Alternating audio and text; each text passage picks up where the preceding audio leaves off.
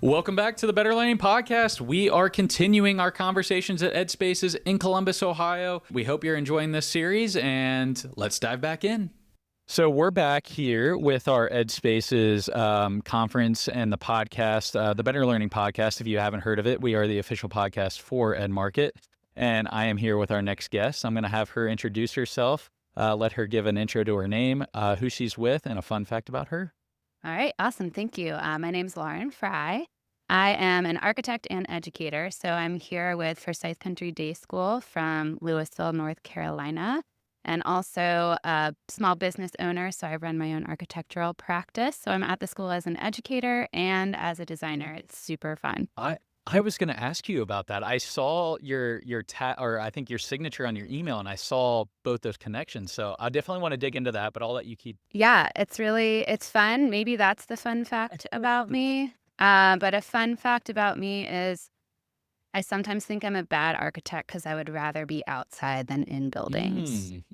Yeah, I think I that like the actually makes outdoors you. better. I think that actually makes you a better architect, wouldn't you think? I mean, Maybe. yeah, I think so. I think so. Yeah. So the first thing we're asking all of our guests is to define radically student-centered, what that means to you. I think your perspective is going to be really unique being on the school side and the architecture side. A lot of times they're two different conversations, but you kind of have the insight to both. So I want to hear your answer to this. Yeah, so I started teaching because I really believe that students work well on projects when they care about them.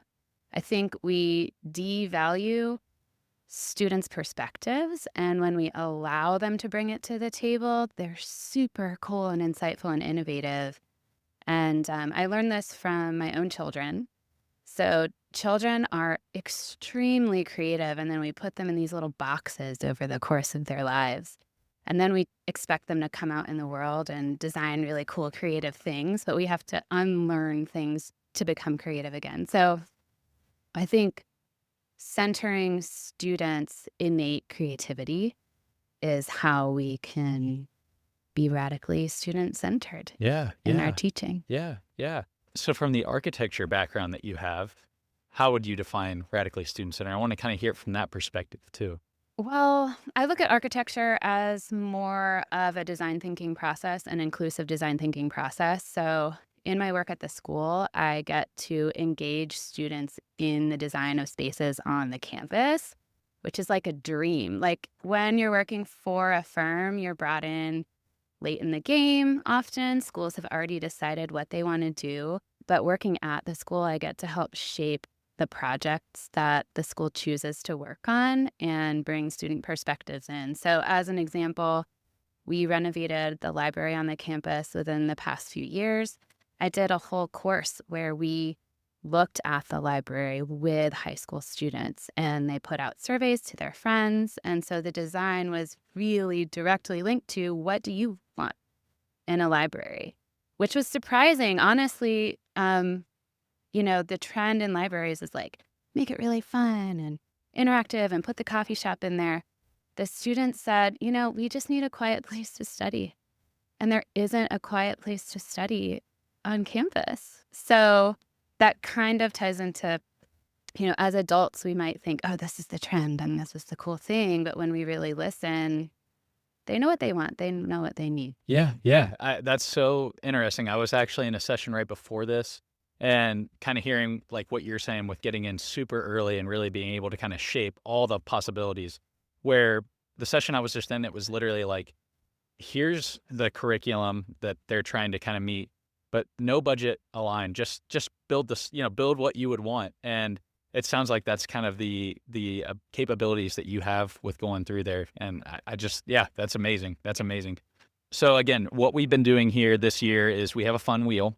The wheel is not, unfortunately, with us. It couldn't make the trip. It's very heavy, and we couldn't get it from Phoenix to Columbus in time. But I think it's kind of interesting because now we got to kind of see where people go with what question they want to answer. And you picked, how do you move conversations from what adults want to what will best serve students? I want to hear your perspective on that and, kind of see how this mindset applies to your work. Sure. So I'm teaching in a student-led space, and then I also convene campus leaders in a master planning group.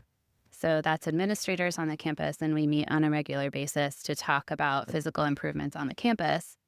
And we literally frame our conversation around what is going to be the best for the students. Everybody in that room has agreed the way that we're going to determine the projects that we work on is what's going to have the greatest impact for the most number of students. That's how we rank our priorities on the campus. So it's very intentional just to say that out loud, and say this is guiding all of us. We know that we all have different perspectives, what matters to us, and it's not saying that's not important. It's just we work at a school. Yeah. This is our driving motivation is what's best for the students. It's amazing. That's amazing.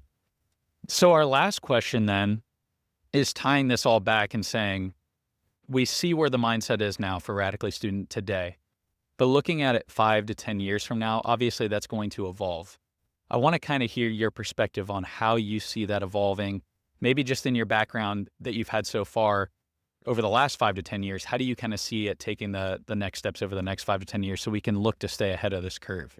That's a good question. I'm not a very good forecaster, but I think that there is a lot of movement in the design of built spaces. I think that the flexible furniture, all the kinds of fun things that we see here at this conference really do help facilitate putting learners in the driver's seat. Allowing people to just be comfortable is a really important first step to people learning. And so I think we've come a long way in going from, okay, we have this rigid classroom setup where everybody learns the same way and faces the same direction, to really understanding that I actually might function better sitting on the floor.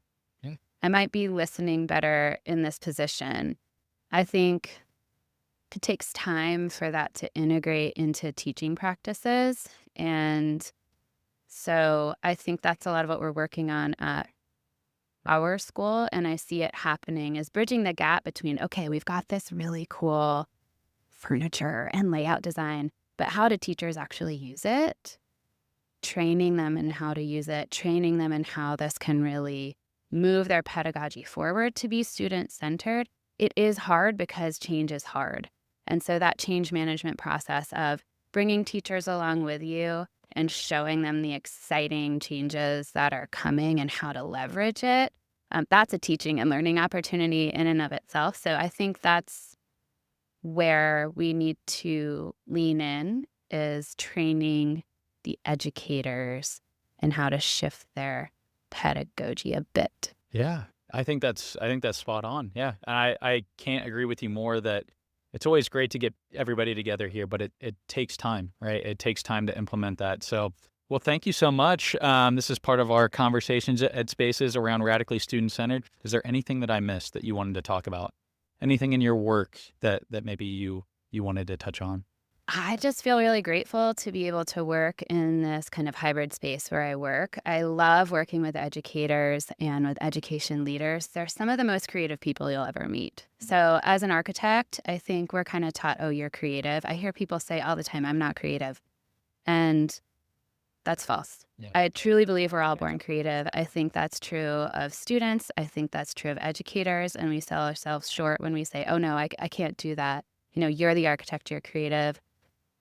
Absolutely not true. So if you're out there thinking you're not creative, you are. You're a problem solver. And I just love working with people who are great problem solvers. Thank you so much for coming on. And yeah, we're looking forward to continuing the conversation moving forward. Awesome. Thank you. Yep. Thank you so much. Thanks for joining us for this special EDspaces edition of the Better Learning Podcast. We hope today's conversation sparked new ideas and reminded you just how powerful student-centered learning environments can be.